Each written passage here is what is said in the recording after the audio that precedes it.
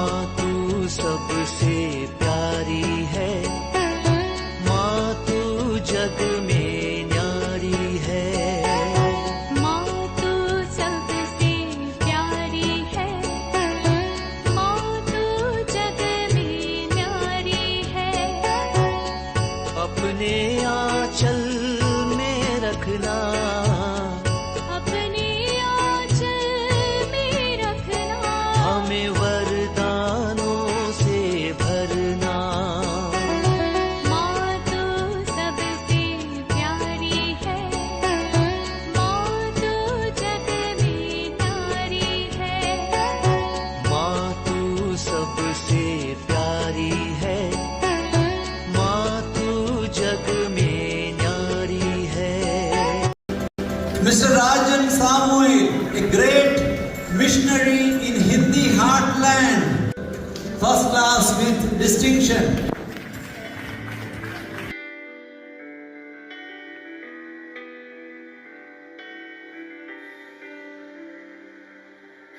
पिता, पुत्र और पवित्र आत्मा के नाम पर आमीन। आप सबों को जय यीशु। आज का क्लास हमारा YouTube चैनल के अंदर ही कुछ टिप्पणियां आए, टिप्पणियां सब नेगेटिव वाला टिप्पणियां, और उसके अंदर एक सवाल किया। मत्ती का सुसमाचार अध्याय 27 वाक्य 51 के अंदर प्रभु ईसा मसीह के मृत्यु के समय पर मंदिर का पर्दा ऊपर से नीचे तक फटने के विषय में और कई कार्य, विशेष रूप से हम लोग बोल सकते हैं वहां पर मुख्यतः 4 कार्य हुआ। इसका पढ़कर के देखो, इसका अर्थ बताओ। संतों से मध्यस्थ करना और कैथोलिक चर्च में जो पुरोहित लोग हैं वो सब गलत, ये सब बताने के लिए आजकल जो कैथोलिक चर्च में जो चर्चेस जो बना रही है सबका खिलाफ बोलने वाले कुछ लोग होता है, यही भाग लेकर के इसका गलत टिप्पणियां करते हैं। इसलिए मैंने इसी के ऊपर एक क्लास मुझे याद है, मंदिर का पर्दा फटने का क्या अर्थ है, इसी के ऊपर एक क्लास कुछ समय पहले मैंने लिया था। फिर भी यहाँ पर जब हमारा YouTube में फिर से गलत टिप्पणियां आ रहा है, उसी के विषय में आज का क्लास में लेना चाहूंगा। मुख्यतः 4 चमत्कार, मैं यही बोलूंगा 4 चमत्कार क्रिस्त के मृत्यु के समय पर, 4 मुख्य घटनाएं क्रिस्त के मृत्यु के समय पर, क्रूस मृत्यु के समय पर हुआ। मैं वाक्य 51 से लेकर के 54 तक का उन वचनों को थोड़ा पढ़ना चाहूंगा। 51 से लेकर के मैथ्यू चैप्टर 27 वर्स 51 to 54। उसी समय मंदिर का पर्दा ऊपर से नीचे तक फटकर 2 टुकड़े हो गया। पृथ्वी कांप उठी, चट्टानें फट गई, खबरें खुल गई और बहुत से संतों के शरीर पुनर्जीवित हो गए। वे ईसा के पुनरुत्थान के बाद कब्रों से निकले और पवित्र नगर जाकर बहुतों को दिखाई दिए। वाक्य 54 में लिखा है, शतपति और उसके साथ ईसा का पहरा देने वाले सैनिक भूगंब और इन सब घटनाओं को देखकर अत्यंत भयभीत हो गया और बोल उठे, निश्चय ही यही ईश्वर का पुत्र था। ईसा मसीह के मृत्यु के समय पर 4 मुख्य बातें मैंने बोला। सबसे पहला बात 51 में लिखा है, 50 के अंदर 50 में लिखा है, प्रभु ईसा मसीह ने ऊंचे स्वर से पुकार कर प्राण त्याग दिया, अपना मृत्यु।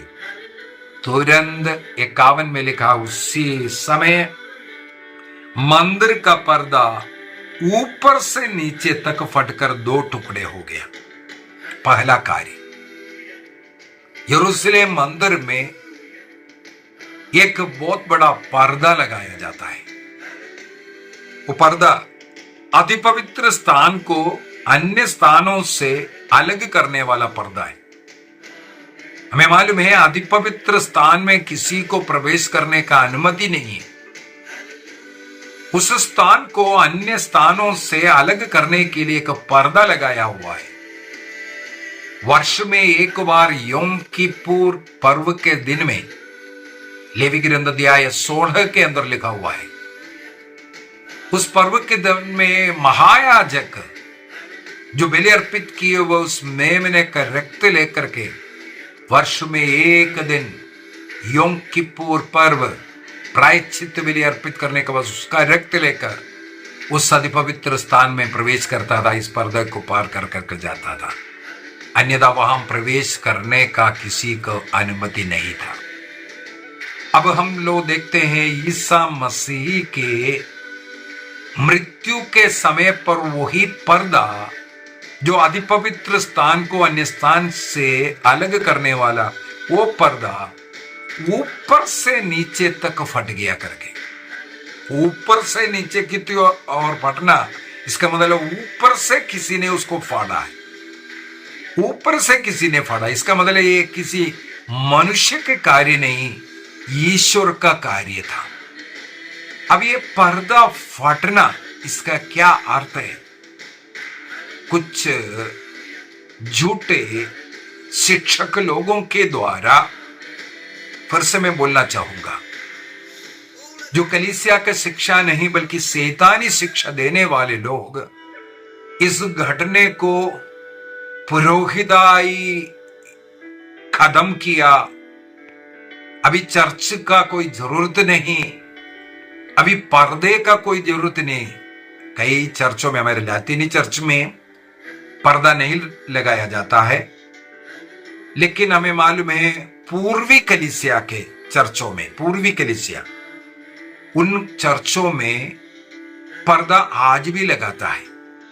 तो इसके खिलाफ सब बोलने के लिए, देखो पर्दा फट गया था, ईश्वर ने अलग किया, मंदिर का कार्य, अभी मंदिर का कोई जरूरत नहीं, अभी पुरोहिताई समाप्त हो गया, इस प्रकार बोल करके सिखाने वाले लोग। इसलिए ध्यान से सुनना, ये पर्दा फटने का क्या अर्थ है। पर्दा फटने का सबसे पहला अर्थ, उस समय पर प्रभु का मृत्यु हो गया, स्वर्ग भी उसमें शोक मनाते, सर्व चराचर उस समय पर कांप उठा, क्योंकि सृष्टिकर्ता का मृत्यु हुआ। इसलिए वहां पर अगला सेकंड में लिखा है भूकंप का, यह है चट्टाने फटना, है ना, पृथ्वी कांप उठना, खबरें खुलना, ये सब भूकंप का, क्योंकि आगे लिखा ही है, पहरा देने वालों ने, सैनिक ने भूकंप को और अन्य घटनाओं को देख करके क्रिस्त में विश्वास करें। इसका मतलब वहां पर भूकंप हुआ, वो भूकंप के विषय में लिखा हुआ है, पृथ्वी कांप उठी है, चट्टान फट गया है, खबरें खुल गया। किसके द्वारा? ये भूकंप के द्वारा। समस्त सृष्टि के सृष्टिकर्ता ईश्वर का मृत्यु के समय पर स्वर्ग और पृथ्वी प्रभु के साथ दुख मनाता हुआ। हमें बाइबल के अंदर अनेकों जगहों पर पढ़ने के लिए मिलता है, किसी की मृत्यु के समय पर एक पुराना एक तरीका है, राजा ये सुन करके अपना वस्त्र फाड़ डाले, जन ये सुन करके वस्त्र फाड़ डाले, अर्थात दुख का उस अवस्था को दर्शाने का एक बाहरी चिन्ह वस्त्र फाड़ डालना। इस प्रकार स्वर्ग का वो दुख दर्शाने के लिए सबसे पहले हम लोग बोल सकता है, ऊपर से पर्दा फाड़ना उस दुख को दर्शाया। पहला, समाप्त नहीं है। अभी दूसरा, ये पर्दा किस लिए वहां पर डाला हुआ था? अधिपवित्र स्थान से अन्य स्थानों को अलग करने के लिए।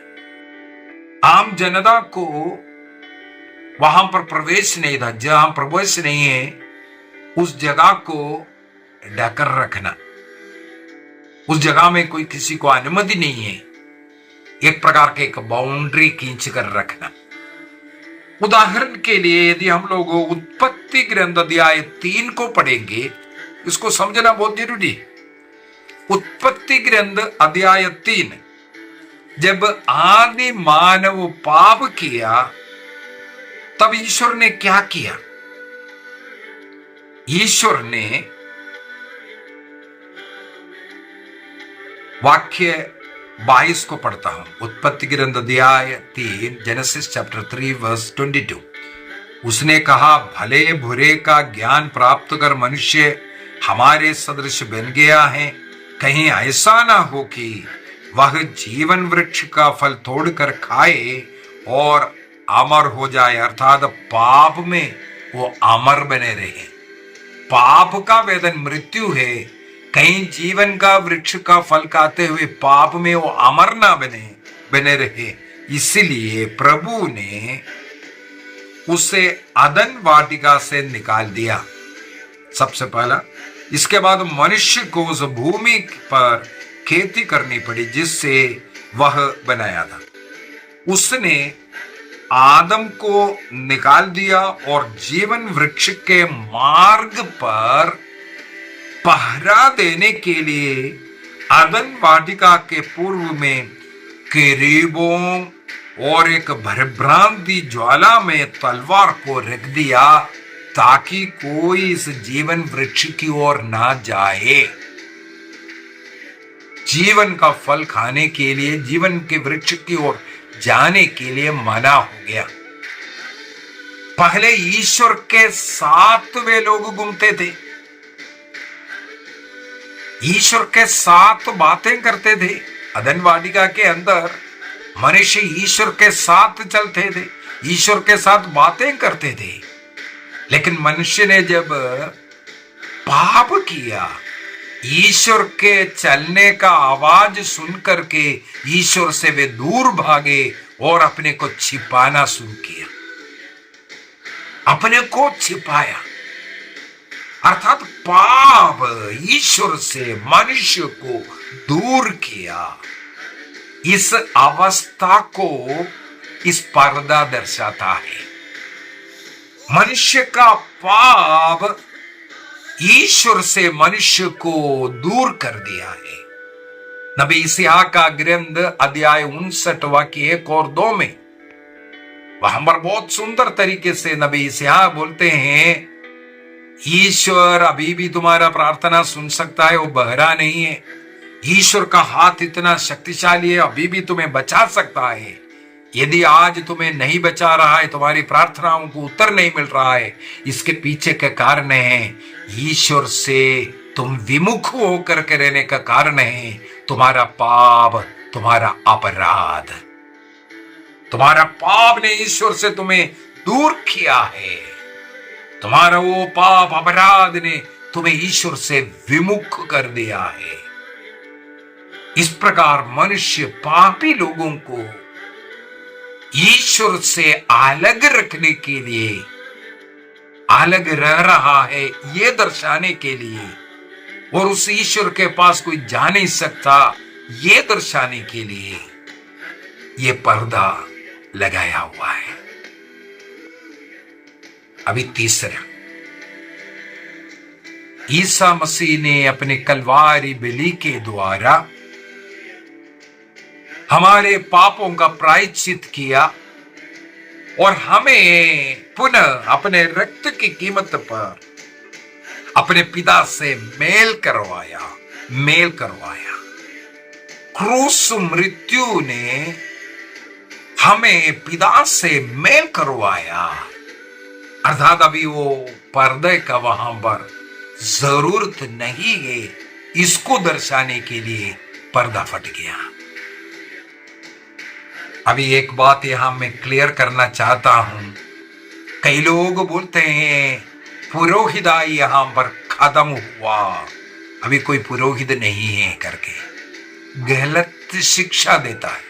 फिर से मैं बोल रहा हूं, यह रॉन्ग टीचिंग है। पुरोहिताई वहां खत्म हुआ बाइबल में कहीं भी हमें नहीं पढ़ते।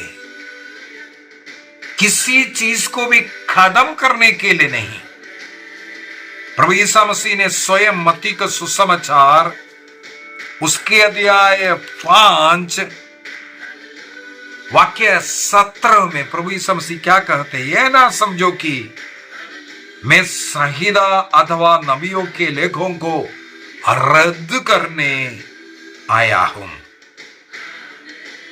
ईसा मसीह संसार में किसी नियम को, किसी पद्धति को रद्द करने नहीं आए।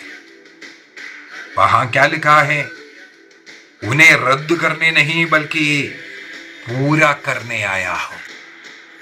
इसका मतलब ईसा मसीह संसार में आकर के पुरोहिताई को रद्द नहीं किया, पूरा खत्म नहीं किया, बल्कि जो लेवी पुरोहिताई था, लेवी पुरोहिताई में जो पहले पशुओं का बलि अर्पित करता था, पशुओं का बलि, पशुओं का रक्त वो अर्पित करता था, उस पद्धति मनुष्य का पाप मिटाता नहीं था, बल्कि उस पाप को ढक कर रखता था, ढकता था। पुराना विधान का बलि क्रिस्त की बलि की ओर केवल एक छाया मात्र था, एक इशारा था। वो पापों को केवल ढकता था, क्षमा नहीं करता था, जड़ से उखाड़ करके नहीं फेंकता था। अब उस शाश्वत कुछ समय के लिए वो पुरोहिताई है, वो बलि अर्पित कर रहा था। इसके बाद दूसरे को बलि अर्पित करना, हर बार ऐसा रिपीट करना पड़ता था। उस पद्धति को प्रभु ने अपने क्रूस बलि के द्वारा पूर्ति किया, समाप्ति नहीं किया, पूर्ति किया। उस बलि पद्धति को प्रभु ईसा मसीह के बलि के द्वारा पूर्ति किया। अब ऐसे जानवरों का बलि अर्पित करने की जरूरत नहीं है। इसलिए पवित्र बाइबल बार बार ईसा मसीह को लेवी पुरोहित नहीं, बल्कि ईसा मसीह मल्कीसदेक के रीति में पुरोहित है, सदा के लिए पुरोहित है। पुरोहिताई खत्म नहीं हुआ, बल्कि ईसा मसीह स्वयं सदा के लिए पुरोहित बन गया। लेवी पुरोहिताई टेम्पररी था। एक ही लेवी पुरोहित मर जाएगा, इसके बाद वो जी उठने रहे, फिर उसके बच्चे को, बेटे को या दूसरे को पुरोहित बनाना पड़ता। इसका मतलब लेवी पुरोहिताई टेम्पररी था, लेकिन ईसा मसीह का जो पुरोहिताई है वो परमानेंट, सदा के लिए वही पुरोहित है। क्या कारण है? ईसा मसीह मल्कीसदेक के क्रम में आए, बलि अर्पित किया, अपने को अर्पित किया। बलि वस्तु और बलि अर्पित करने वाला पुरोहित स्वयं क्रिस्त स्वयं है। वो अर्पित करने के बाद वो मर गया, लेकिन उस पर जी उठ करके सदा वो पुरोहित बन करके रह रहा है। इसलिए पुरोहिताई खत्म नहीं हुआ। लेवी पुरोहिताई को पूर्ति कर क्रिस्त अब जो हमेशा के लिए पुरोहित है, वो शाश्वत पुरोहित बन करके रह रहा है। ये हमें समझने की जरूरत है। यरूशलेम मंदिर का ये पर्दा फटना और पुरोहिताई खत्म होना, इससे तो कभी तुलना नहीं करना। ये गलत शिक्षा कर रहा है, शैतानी शिक्षा है। पुरोहिताई खत्म नहीं, बल्कि हमेशा के लिए स्थायी पुरोहिताई अब चल रहा है। इब्रानियों का पत्र अध्याय 10, हीब्रूस चैप्टर 10 वाक्य 19 और 20 के अंदर हम लोग क्या पढ़ते हैं? प्रभु ईसा के लहू के द्वारा हमें परम पवित्र स्थान में प्रवेश करने का अनुमति मिला है। प्रभु ईसा मसीह ने अपने शरीर अर्पित कर लहू के द्वारा वो परम पावन स्थान में प्रवेश करने के द्वारा हमें भी वो अनुमति मिल रहा है उस नए जीवन और जीवित मार्ग को, उस पर्दा, कौन सा पर्दा है अभी? ईसा मसीह के शरीर रूपी पर्दा। हेलो, इसका मतलब वो पर्दा वहां पर दर्शा रहा है, अगला ये है वो क्रिस्त का शरीर है। उस शरीर रूपी पर्दे से होकर के क्रिस्त वहां पर प्रवेश किया, ये लिखा है Hebrews chapter 10 verse 19 and 20 के अंदर। इसका मतलब क्लियर कट है, पुरोहिताई अभी भी है। अब पुरोहिताई का जरूरत नहीं, पुरोहिताई खत्म हुआ, ये सिखाने वाले शैतानी शिक्षा है, ये गलत है। क्रिस्त आज भी जीवित है, उनका पुरोहिताई आज भी जीवित है। अब लेवी पुरोहिताई उसका पूर्ति क्रिस्त के द्वारा पूर्ति हुआ है।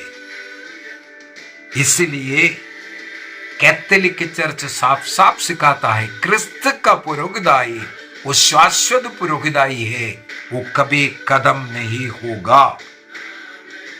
इसका मतलब लेवी पुरोहिताई समाप्त नहीं, वो पूर्ण हुआ, खत्म नहीं हुआ, फुलफिल्ड। अंग्रेजी में शब्द ये लिखा हुआ मिलेगा फुलफिल्ड, जो होना था वो पूरा हुआ, पूर्ण हुआ है, समाप्त नहीं किया। वहां पर क्रिस्त का पुरोहिताई के द्वारा उस पुरोहिताई को फुलफिल किया है, पूर्ण किया है। इसलिए अब क्रिस्त का पुरोहिताई जारी रही। स्तोत्र ग्रंथ 110 वाक्य 4 में, इब्रानियों का पत्र दिया है 7 वाक्य 17 में, इब्रानियों का पत्र दिया है 7 वाक्य 24-25 में, सब हमें पढ़ने के लिए मिलता है क्रिस्त मल्कीसदेक के रीति पर हमेशा के लिए वो पुरोहित है। इसका मतलब वो पुरोहिताई अभी भी है।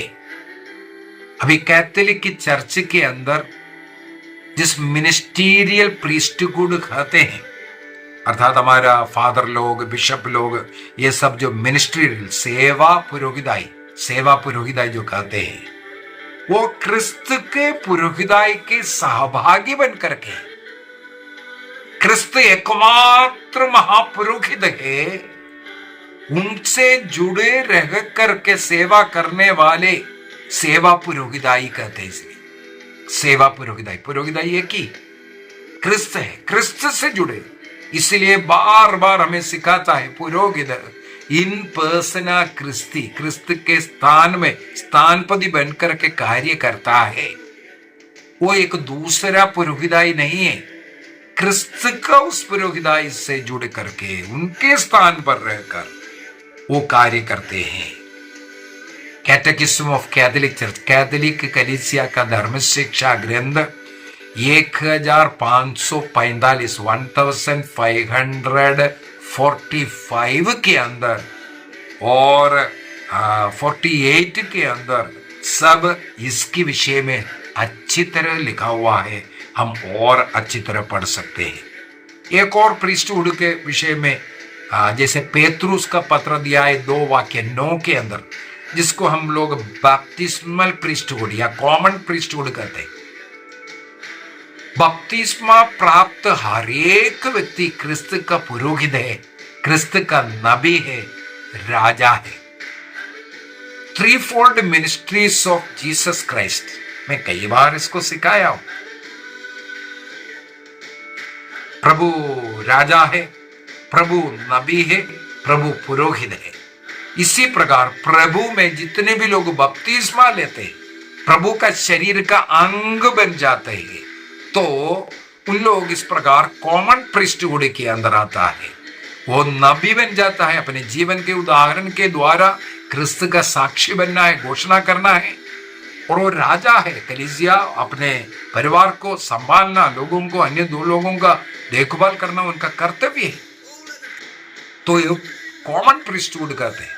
ये पेत्रुस का दूसरा पत्र अध्याय 9 के द्वारा हम लोग ये पढ़ते हैं।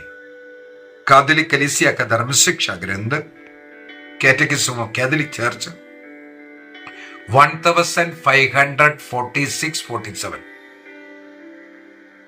1546 और 47 में ये सिखाते हैं। और 1445 और 48 के अंदर ये जो पुरोहित जो बन रहा है या फादर बन रहा है, जो बिशप बन रहा है, उनका वो सेवा करने वाला लोग हैं। वो इस कॉमन प्रीस्टहुड से, मैंने कई बार बोल करके दिया है, कॉमन प्रीस्टहुड से ही मिनिस्टीरियल प्रीस्टहुड है। क्रिस्त के स्थान पर, क्रिस्त का पुरोहिताई के साथ।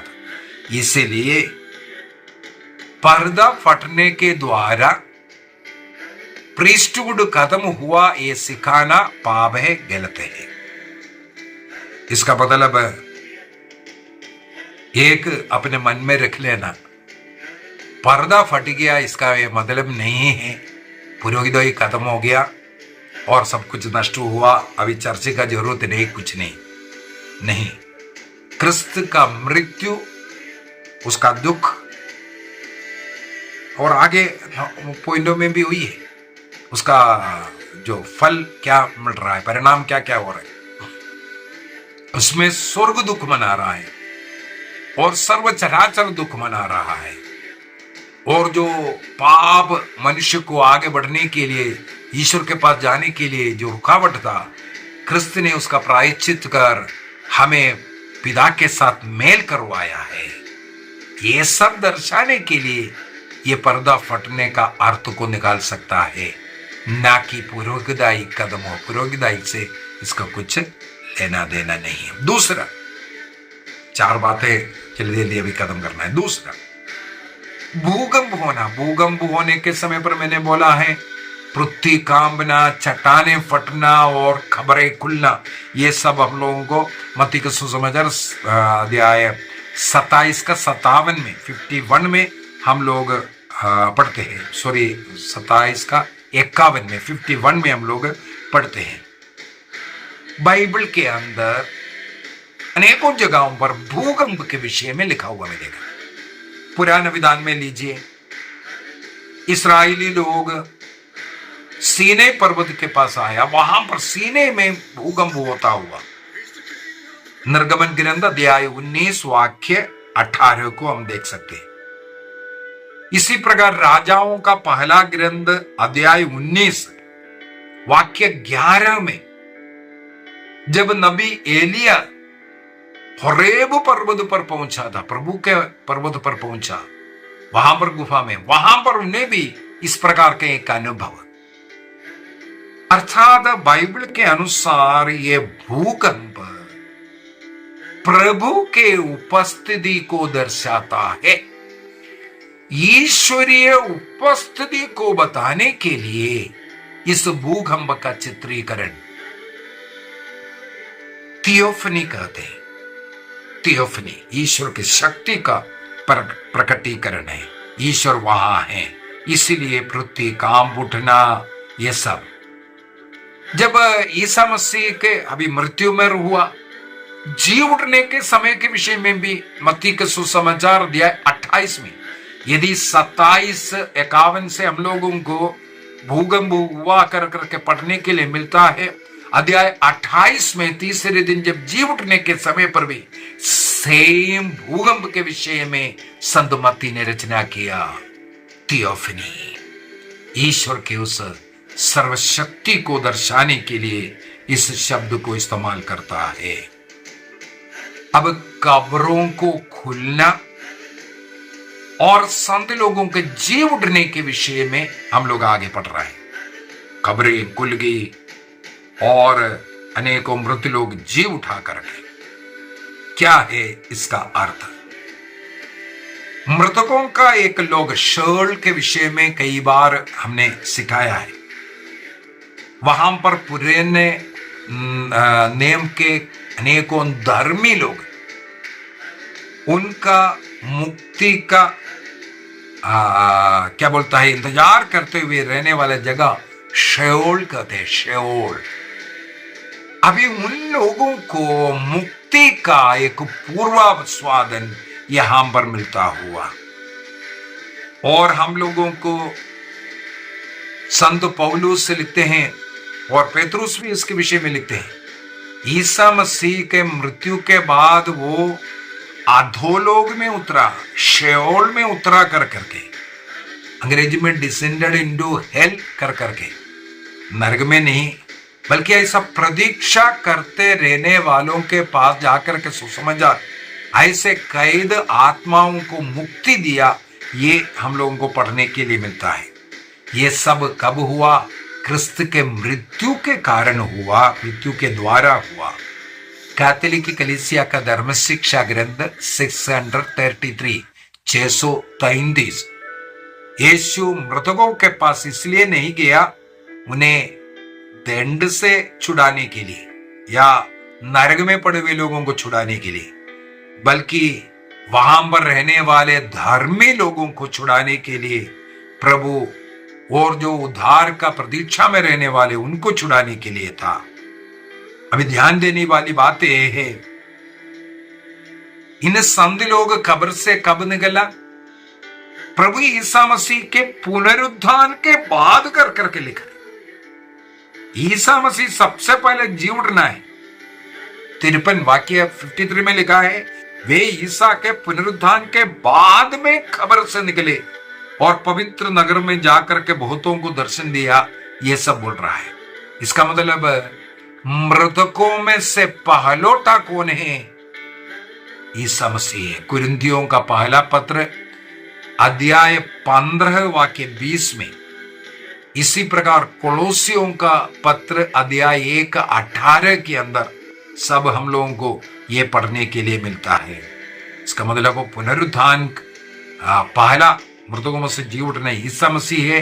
उनके जी उठने के बाद कब्र से निकला। मृत्यु के समय खबर खुल गया लिखा है, लेकिन खबर से बाहर निकला क्रिस्त के पुनरुत्थान के बाद। इसका मतलब है यहां पर हम लोगों को सीखने की जरूरत है। ये सब मृतकों का जी उठने का जो कलीसिया जो सिखाते हैं, इसलिए कैथोलिक कलीसिया की शिक्षा कितना सही है ये मुझे बार बार मेरे मन में ये आता है। इस जी उठने के विषय में ये एक चिन्ह था। संत सिरिल और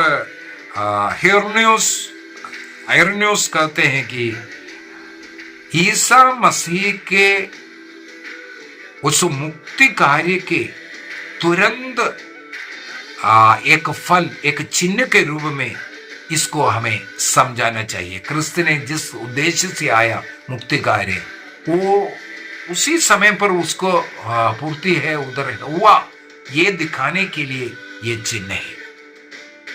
अभी चौथी बात है शतपदी का वाक्य 54 में हम लोग पढ़ते हैं, अन्य जाति का व्यक्ति है, लेकिन क्रिस्त का मृत्यु देकर के वो कहते हैं यह निश्चय ही ईश्वर का पुत्र था, अर्थात ईसा मसीह को ईश्वर के पुत्र के रूप में स्वीकार करने वाला एक अन्य जाति के व्यक्ति, गैर यहूदी व्यक्ति, रोमी सैनिक था।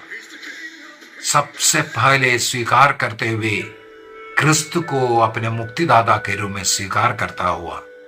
इसका क्या मतलब है?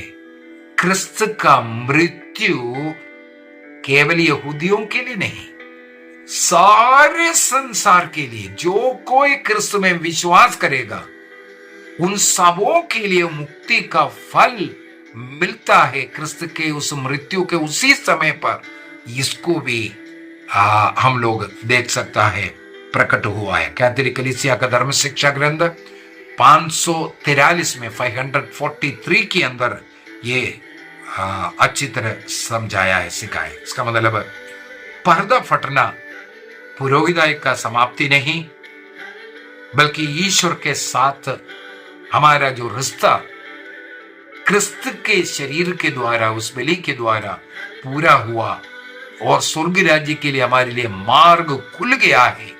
जो बंद था, आदि माता पिता के पाप के कारण जो रास्ता बंद कर दिया था, वो क्रिस्त ने अपने क्रूस मृत्यु के द्वारा खोल दिया, ये बताने के लिए था। भूगंब, वो ईश्वरीय का सृष्टि, उस सृष्टिकर्ता के मृत्यु में और उस सृष्टिकर्ता के उस वहां का उपस्थिति को, वो सचमुच में क्रिस्त ईश्वर है, ये बताने के लिए वो उस भूकंप का चिन्ह वहां पर हुआ।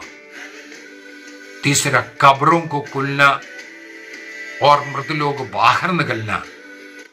क्रिस्त मृत्यु पर विजय प्राप्त किया और सबों को इस प्रकार पुनरुद्धित होकर स्वर्ग राज्य में प्रवेश करना और हर एक धर्मी का मुक्ति संभव है, इसको दर्शाता है। चौथा, शतपथी, क्रिस्त को स्वीकार करना ईश्वर के पुत्र के रूप में, अर्थात सुसमाचार सार्वभौमिक है सभी लोगों के लिए। इसके द्वारा सब लोग मुक्ति प्राप्त कर सकता है। आइए हम अपनी आंखें बंद करें, प्रार्थना करेंगे। हे प्रभु यीशु, तेरे कलवारी क्रूस पर जो मृत्यु हुआ, हमारे और परमपिता ईश्वर के बीच का वो जो पर्दा है, पाप ने जो रास्ता बंद किया था, उसको तूने कलवारी क्रूस मृत्यु के द्वारा खोल करके दिया है। इसका चिन्ह है। हे प्रभु, हमें उस पवित्र स्थान में प्रवेश करने योग्य जीवन जीने के लिए और तेरी पुनरुत्थान की उस महिमा में और उस शक्ति का अनुभव करते हुए जीने के लिए हमें कृपा प्रदान कीजिए। हम अपने को, अपने प्रियजनों को, अपने परिवार से सभी मृत लोगों को आपके पवित्र हृदय में समर्पित करते विनती करते, प्रभु हमारा जीवन स्वर्ग राज्य के योग्य हो। हम पूर्ण रूप से आपके पवित्र हृदय में समर्पित करते हैं। यीशु की स्तुति हो, यीशु की महिमा हो। पिता, पुत्र और पवित्र आत्मा के नाम पर आमीन। आप सबों को जय यीशु।